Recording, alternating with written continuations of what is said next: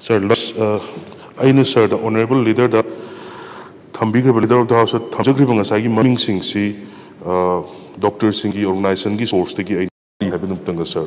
Masim tanga thambiba yagadra. Arway bonus. Thank you. Honorable Speaker, sir, yamna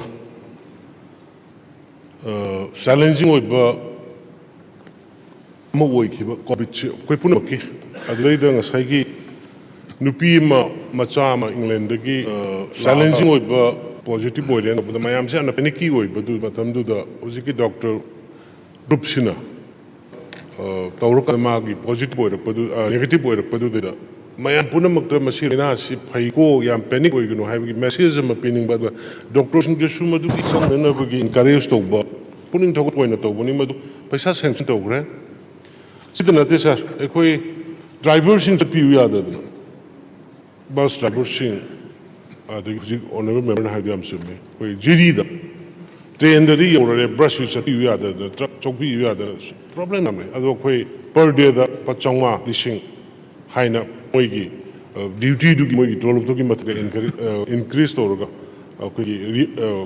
half a pirkanda, half to high wishing do I am below in a release of pending Karikari, her like Masamasuli Braduma, the easy offhand high there, but I am by the Loina.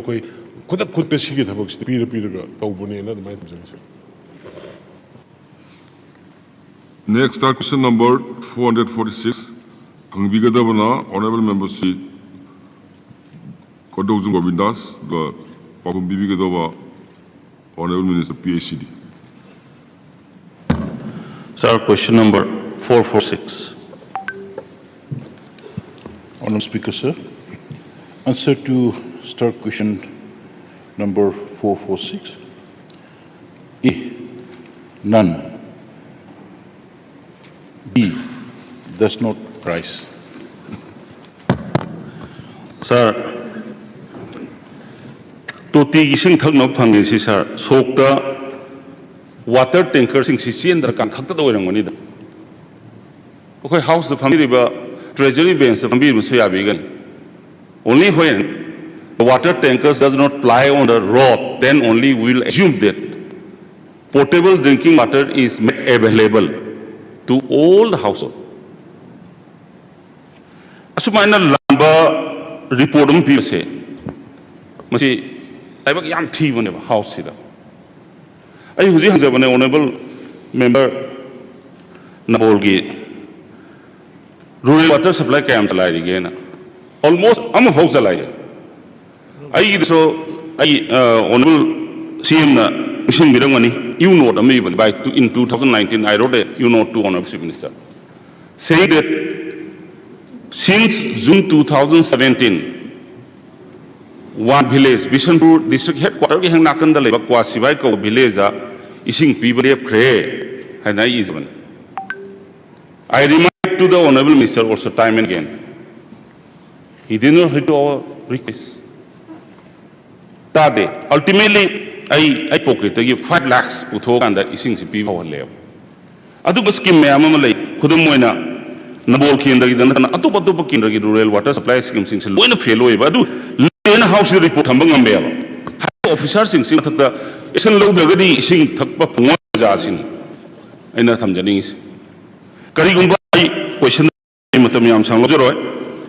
Karigumba water supply scheme sing say real water supply scheme sing say Honorable Minister ga yaga Sadminara ga Karigumba function tok double madi Kandagi Mathaka action logo the gang to come.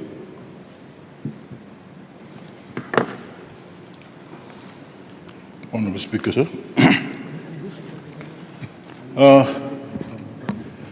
Yes, there are schemes which are not functional. And there are schemes, some habitations, there are villages, water supply is yet to cover. But what the question comes here is that how many defunct ARW, SP schemes are there in Manipur? So I said, there is no defunct. I should term it as non-functional. This is a very, very old scheme. ARWESP is a very old scheme. It has been replaced with NRDWP after it has been replaced with GGM and NDB now. So I said there's no defund project as per this question. So wherever there is a defund or non-functional schemes are available, we are going to retrofit that under this GGM and NDB. So NDB is now under tender process. It is going to be completed. And GGM, we have already started. And I believe this particular area where the non-functional of projects are there, in this new GGM and then NDB project, it will be covered. And we have, as of now, we have 182 non-functional schemes and projects, villages are there in our state. So in this 182 schemes, villages, habitations, we are going to retrofit with the present ongoing project. So I will be most happy to come and visit wherever it is not functional. I also agree with that. I have started visiting some villages, and all the villages in Manipur where the NDB and GGM is going to be covered, I may not be able to physically inspect it, but wherever it is possible, I'm inspecting now. And the moment I inspect, I could see there is a great need of our attention. And then some villages, I could discover that it is a very small issue where we all can put our head together. Sometimes the engineers are doing their best, but it is important to involve our leaders also, along with the concerned villagers also. So I'll be so happy to accompany and then visit and then find out the holes and then find out the solution. And then as if the time permits, but we'll try to spare time also.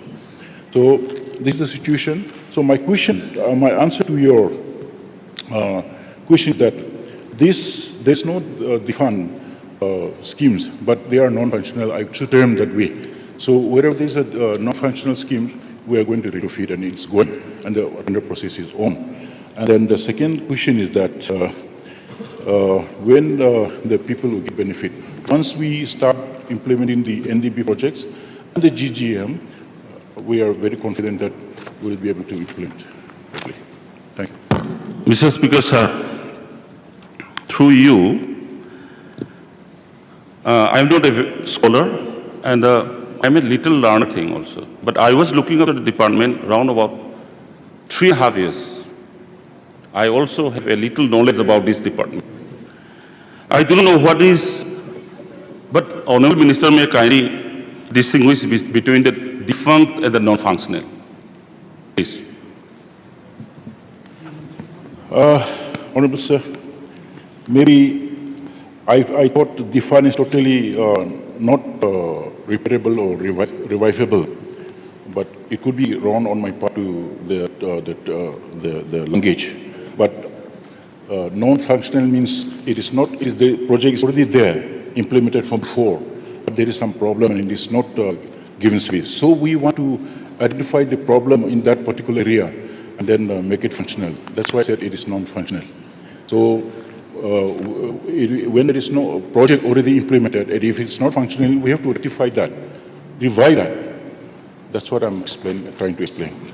And there is no village as of now, according to my knowledge, there is no village left in Manipur in this NDB and GGM, where by mistake some non-revenue villages, new habitations which are not identified properly, could be there. But even that also we are going to reach out.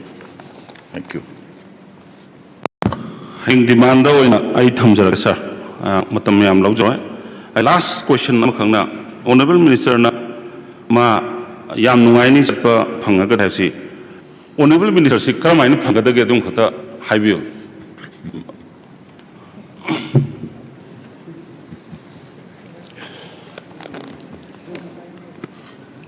I have seriously committed with the guidance of our Honorable Chief Minister. We should fulfill the commitment of our government. By 2022, we must complete household connection. So I have taken very seriously, and I have started visiting some villages. Sometimes we have to sit in the office, but as a field worker, we cannot always visit. But if Honorable wants me to visit, even I can go tomorrow also. I'll go tomorrow also. Tomorrow being the holiday, I'll go and see what is there. Because this is my commitment and our government commitment. We want to fulfill it. This is a big challenge for us. And we are also happy to have this opportunity that every household in Manipur is going to be connected with drinking water. This is a big challenge. And I'll be too happy to do whatever is possible with our people. I can go tomorrow also. Thank you. Mr. Speaker, sir, young committed over Honorable Minister Levi Yam Pavazan. Adu at least Satpaso Hogani Satpaso Ho and Tare. Speaker Dongmale, Haymaxi, idea Kui Bishnupur, first Bishnupur district to visit of yours in the hygienic system. How should I be the Haying Davis at Hor again? I quit the Yabasang Roy, Haying, a quick program, same the quick program. Honorable Minister Namahaki staff sing Puvirkanda, Haying Maxi. District rural water supply things. Nomenclature may change. Nomenclature is changed the way I have. But the most important is Prajada ising Pangan Basineva. Nasa the Prajada ising Pangapang the Basidi, water tanker, my am so to sell is in Saki Oram Neva. Anangasi, bottled water, my am lies at the Inateva. A quick Sarkar PDVC Hadri in a never lies. Tuck put the hygiene oil ruin a la ineva. The Honorable Minister say almost 4 years, Mantri Obile, and Haying Maxi Satira, a district the Lariba, a rail water supply scheme, sing, and thanks yet, the view have a semi request of the get through, Mr. Speaker, sir. To Matanga, sir, Apina, Haying Isidika in Harkanda. A deficit develop when there is a communication gap. The question is, Honorable Minister Nalevin, you are minister for the state, not for a particular district, not for a particular party. I hygienic say, Aduna communication, Lairagadi, development Lakani, why communication is so important? Haying si Sapayara Yarasida. Oh, Haying Sapiro or Pani, I listen, Haying Sapiro, Aduga, a house that report, Nama, Turgi report. I Thambio and Sargi to the hijackers. Thanks. Next question number 447. Hangvigadabana, Honorable Member Sri Kiranjit Singh, Paukum Bigadabana, Honorable Minister Agriculture. So, start question number 447. Good morning, Honorable Speaker, sir. Answer to start question number 447. Sir, Department Lasina. Kumja 2017 dagi 2020 fawuda Longmi Praja Singda water pumping set jam kuntra distribute to jagre duga khoda district agriculture officer singi khutang da pump set sing taret lokhat jare goda hoji department gi custody punna pump set taret leijari masigi manungda Taruk Amadi functioning Ori Amdi function oider, sir. So, Manipur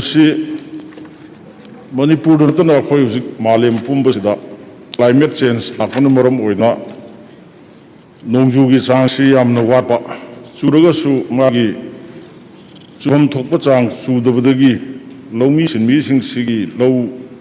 Unabagi Pambasis are water pumps, Sinozikim, Batamsti on the Maru Ere. Honorable Minister of Paukum PV, 2017 to 2020, Hawada, long using the pump, Sam Kunta, Pigre. The Hadish Pontaret locally, high vicinity. The supplemented Somana Humber Tandagasa. Low me sings the pig, sing pump, Samo Kuntado. Longi sing the Liam the Pigibra Ama Ising Pam Sing do Generam Dida Departmenta Longi Singer Kari agreement of Nogibala Hibage Hang Matamgi Tangai for the Pigiba Pam Sing Adugi Manda Supagi Taret Kak Locale and Hosi Tambibuse Ataisi Local Roidra Dum Toka Gadra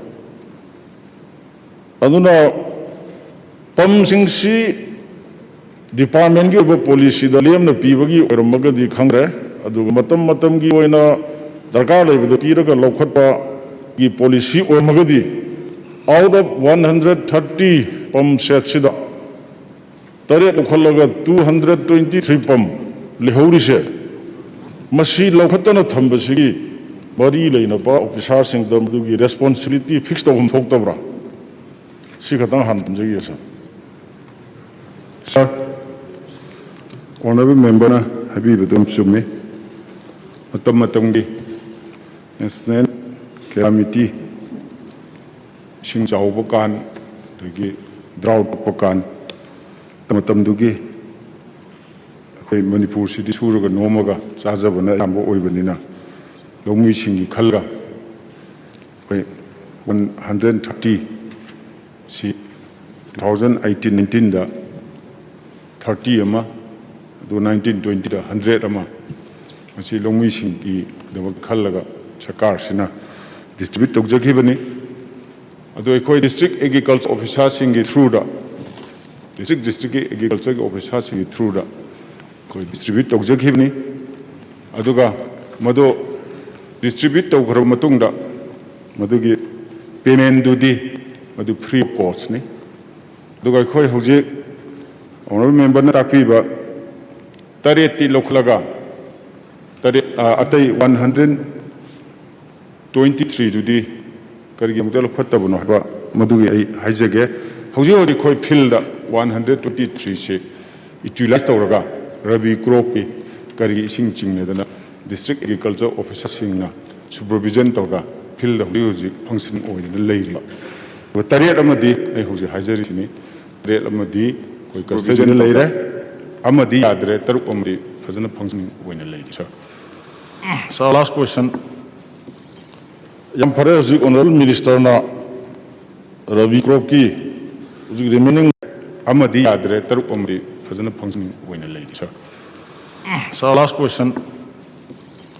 Yam pare honorable minister na rabi crop ki remaining 123 si field department control to sina since to rabanina khoya choba chahi khudingi masigi low singu da koi theng gadori se na hairi ba handak lakadori ba low singu bagi matang sida manipur gi lami singda sing pina na bagi amna darkar oi ba pam sing se pina na department gi policy leibra simbang thambiraga ayaza Sir, kung matam gi thokpa hajaba tare nungsing suba nongrang kana suba matam di kodonam sigi sing chinggi pam leiba khotpa si masi thina darka oigadobo mande dubu in case tambangam de sai habi gi bidun environment climate mayam change lakba wa kok thokhiba si jina mara oiraga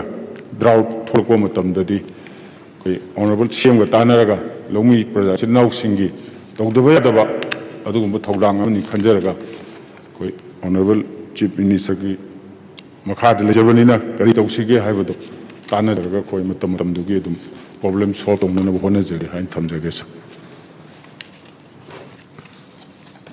ngasidi makada question lejadre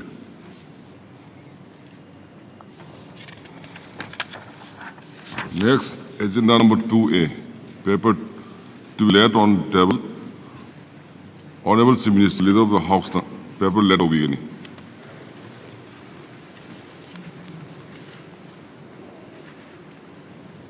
Honorable Speaker, sir, with your permission, I beg to lay the following on the table of the House.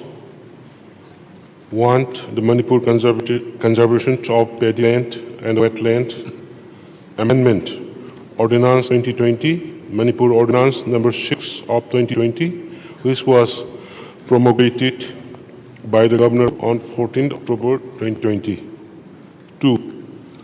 The 48th Annual Report of the Manipur Public Service Commission 1920. Third, the Annual Report of the State Vigilance Commission, Manipur 1920.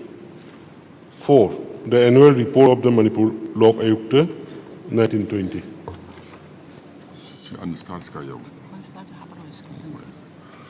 Next, agenda number 2B. Honorable Deputy Minister in charge of Finance na paper let to be. Mr. Speaker, sir, I beg to lay the following on the table of the House. Number one, Manipur Goods and Services Tax, Third Amendment Ordinance 2020, Manipur Ordinance number 2 of 2020, which was promulgated by the Governor of Manipur on 18th May 2020. Number two, Manipur Goods and Services Tax, Third Amendment, Second Ordinance 2020, Manipur Ordinance number 4 of 2020, which was promulgated by the Governor of Manipur on 28 September 2020. Number three, the Manipur Fiscal Responsibility and the Budget Management, within bracket Second Amendment Ordinance 2020, Manipur Ordinance number 3 of 2020, which was promulgated by the Governor of Manipur on 22nd May 2020. Fourth, the Manipur Fiscal Responsibility and the Budget Management, Third Amendment Ordinance 2020, Manipur Ordinance number 5 of 2020, which was promulgated by the Governor of Manipur on 6th October 2020. 5. State Finance Audit Report of the Comptroller and Auditor General of India for the year ended 31st March 2019. 6. Economic Survey Manipur 2020 and 21. 7. The Manipur Gazette Extraordinary Number 308 published by Government of Manipur Finance Department within the lottery section. Thank you, sir. Next, agenda number 2C. Honorable Minister in charge of Commerce and Industry na paper let to be. Speaker, sir, I beg to lay the following ordinances on the table of the House.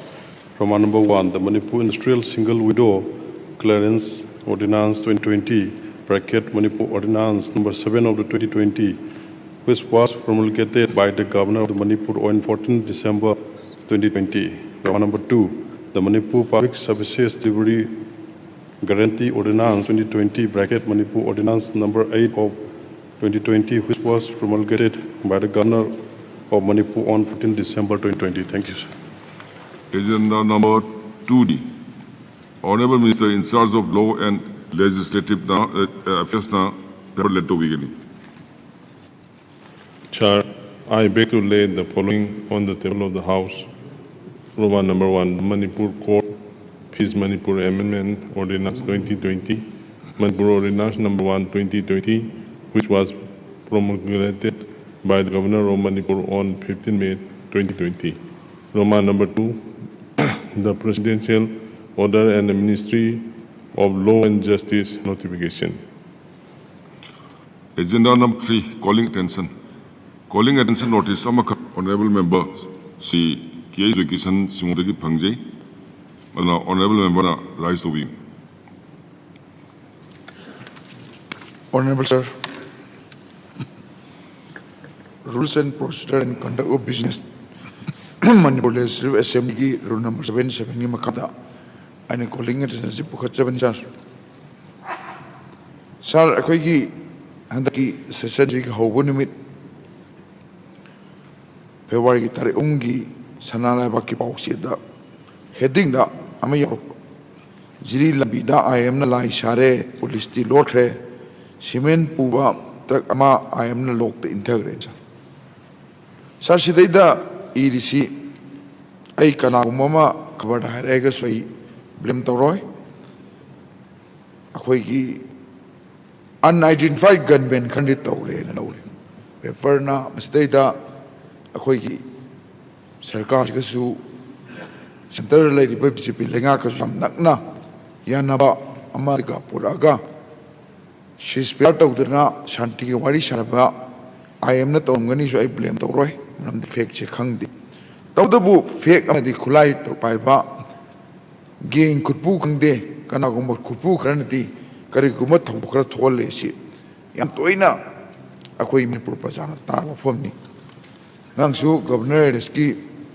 Ribaida Honorable CM na Shu Tolu Kangbu Shu mai kim da sathok tan lenaba any madrai da lambe lamba thogadi madugi sugi yana wafam do toga du government nakan ba miyeng chang hafam thamam nina su to kangbu su oiram ni thajade I am sure boy thajade oiram baduri government ki lady ba intelligence department hen kham gani nunangi bidi akhoi manipur gi essential commodities porapa akhoi gi truck sing se nokti gi harassment pi se shidi fake ne assume ne mayam lo yang na de the very fact akhoi gi taksha makhar in theory se masi mayam loi khangabne shikar gi no haiba kanda shimen puba ga sing si truck road pating lising hum lo hai yot pubana lising manga ma different ana khulai pai ba kangmu sing sina either nungba da leiba markets ki manak leiba petrol pump sida natraga sibilong de kitang hai ga laga leibi se thola ga opal check to we che to ga moi paisa lawi ada hosgi truck si indagi se kamai indagi noida ID paisa yarokte mapu di lo bi hai ro ge ne induri sana du ga yana nunga taba paw mana koi honorable sarsu knowledge de biram sai nasi ayuk su pung mapunda imphal lagi jari changi ba gari taram su mulut pawe madu driver sin ri yawa moi ki line cross na driver chang ma expenditure me amai pung bepsil loi ma kau gre to that sell also na yutung da aduna haibesi geng khutpu ma le de masi control to se sarkar na phajana tabre sri yam ngai tab peram su yauri lainga kina matam khari mang da manipur police ki yam active oiba commando group ama thamam se yam santi leina akoi gi truck sing se chatlame lutorom de kem dorom de adu kari manam de khang tab de November thari shrio sing se loi lok to khre lok to ma tung ne ma sagi group of looters men thulais adna akoina tongan makal gi tax good down tax makal ma gi tax levy tawraga si porche mamal tange ma tange to si transporters sing di tax to 8 tawraga bhara law kam ne ba aduna kayari to ge da miyam da sefu biri ne aduna hojik si akoi gi essential commodities por iba ko lifeline ori ni aduna masigi poti me am sidai da toina lut tor kamu se masi sarkar na yam achet pa phire mugul na masi control to honingi control towning haibaki reptom su masi house da thambiyo aduga ngarang na anda tarik ni da tokpa thok tang ahung da khappe pa de yaudna manipur paja me am nungang yasda ngasi session da tang ngasi ayu mul lut to gi se very shocking sir aduna sarkar sina asugumba tawdo siam kang thoktana ba akoi ngasai leiri ba lai pai ba geng khutpu se kamaina control roga praja mayang bi thajba manipur ge lifeline ori ba asung labi sida shanti leina yam ning tam na driver sing chachana ba sungma pepsi lokat pina ba aina ha koling tenjit pukcham ni sar aduga akoi ngasi paper si irak pa aduga report mayam bangda su sumana continued harassment mayam siam toi torok podegi driver ke amang si driver gi sintha se thadoga tokna re adu gari lo truck owner me amsu gari yon thokna re sigi system sina sum chathak re sar akoi laibe central commodity wa madam da akoi ngasi le house le ba koi kuding maksu puna maksi warakani akoi ngasi house le member me am se public me ma gi representative na public me am na warak ba wa do ba he na phibam jaro de phibam mada akoi sum tum le thok ba si chumloi sar adna sarna government gi kan ba phirep praja mayam tangdu le tana leina ba transporter sing de ing le jana ba diversion gi punchi da aduga ma ge life de khudung ti tek tana ba asungwa phiram lokho ba to tak piusa honorable sarna ayapu calling agency gi matam khara pibi ta honorable sar wa ta ka Honorable Chief Minister.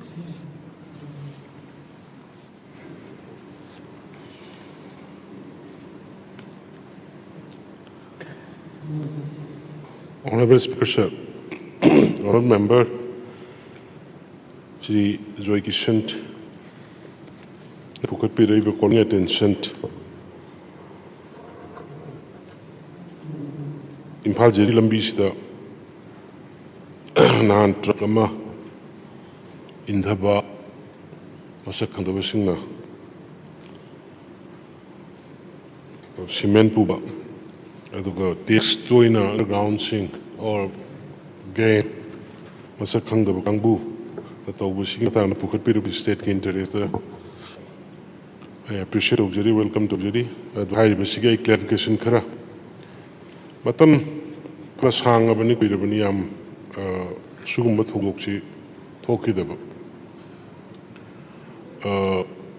Petroleum puba gas ki kari puba khara Imphal Dimapur da satpasidi escort piri. Aduga jiri lambida satpasidi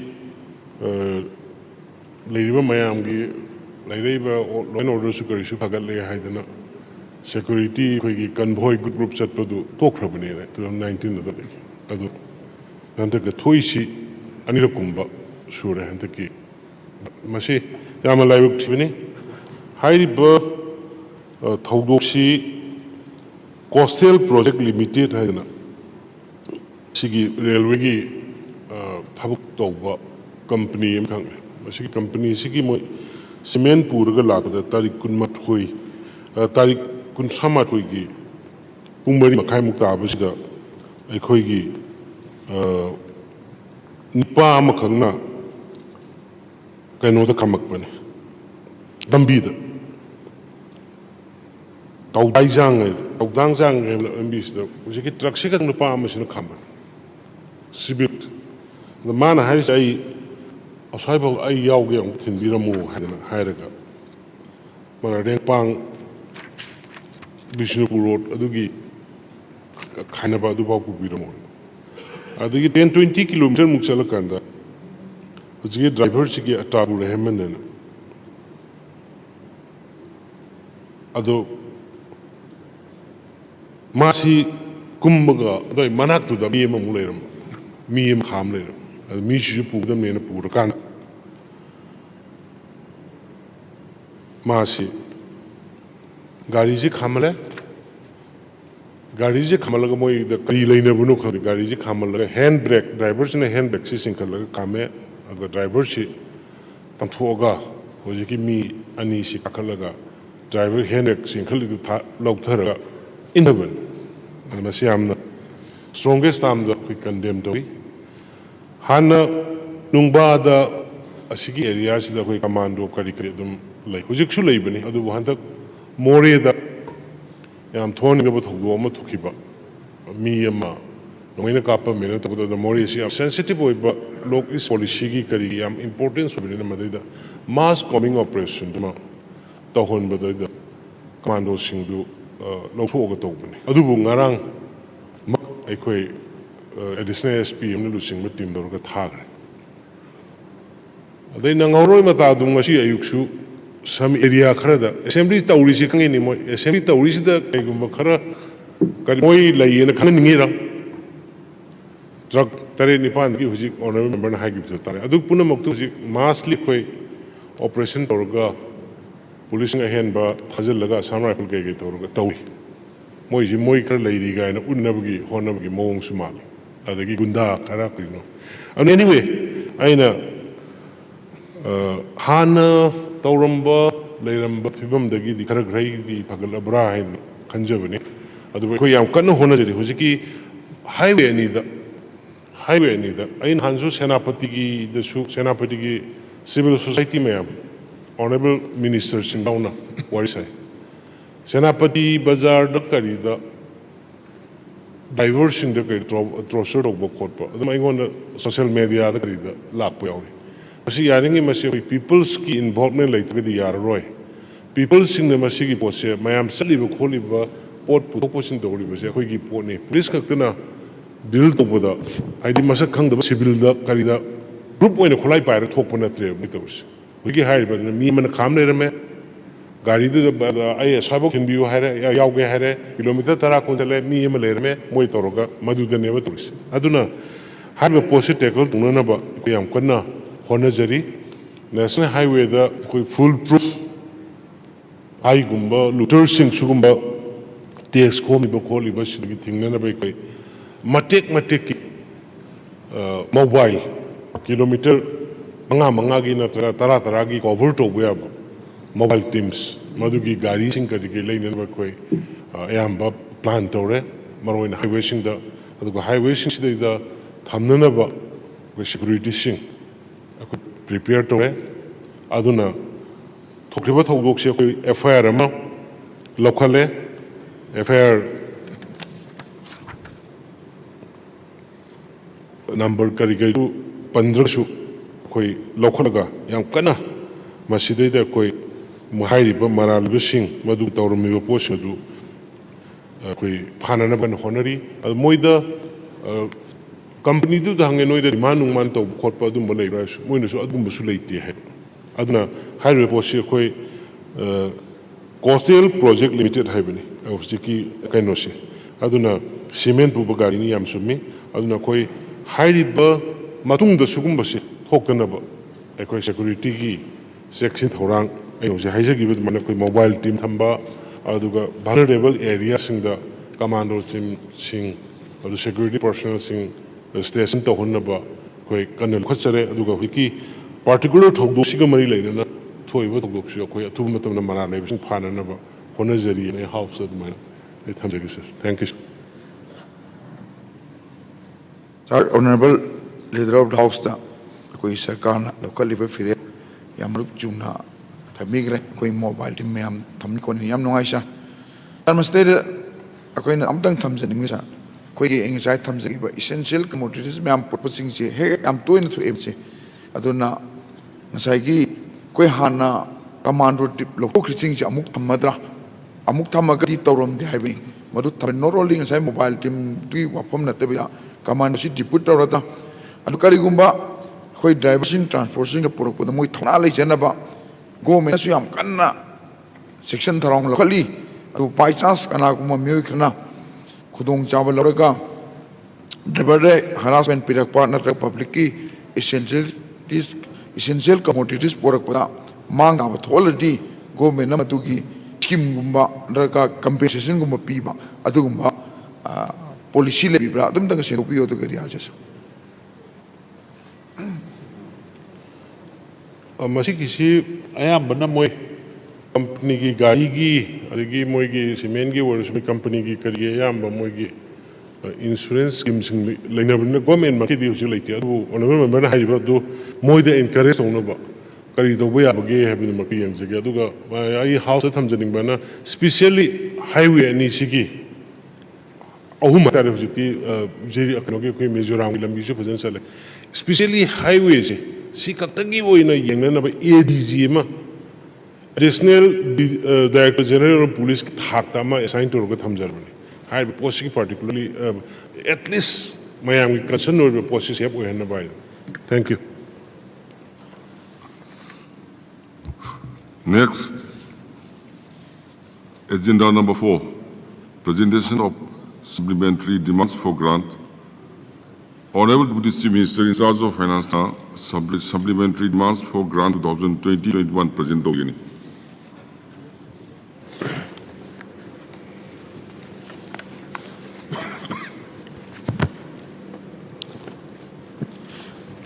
Mr. Speaker, sir, I beg to present the demands for supplementary grants for the year 2020 and 2021. I do not propose to deliberate on the overall financial position of the state and the state of the economy at this point of time. It shall be taken up when I present the budget for the year 2021 and 2022. The supplementary grants now sought for are of the order of rupees 5,533 crores, covering 39 demands and 1 appropriation. Out of this, rupees 2,346 crores is charged on the consolidated fund of the state, and the rupees 3,187 crores is to be voted by the House. This is inclusive of the repayment of Ways and Means advances. I shall now briefly explain the reasons for the supplementary demands. The supplementary demands are necessitated largely on account of payment of salaries, repayment of debt, pensionary charges, allocation for critical projects and schemes, etc., and higher allocation of funds under centrally sponsored schemes, etc. Besides, due to the restriction on reappropriation of funds from revenue to capital account and also from water to charge and vice versa, it is necessary to provide additional funds through demands for supplementary grants. The state government has taken all necessary measures to control the rise in the avoidable expenditure. Additional funds have been